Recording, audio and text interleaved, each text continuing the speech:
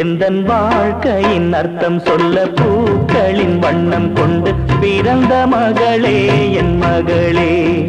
நான் வாழ்ந்தது கொஞ்சம் அந்த வாசத்தில் வந்துதித்து உயிரில் கலந்தா என் உயிரே. உன் பூவிழி குறுநகை அதில் ஆயிரம் கவிதையே.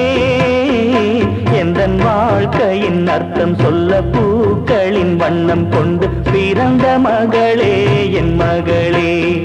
நான் வாழ்ந்தது கொஞ்சம் அந்த வாசத்தில் வந்துதித்து உயிரில் கலந்தா என் உயிரே.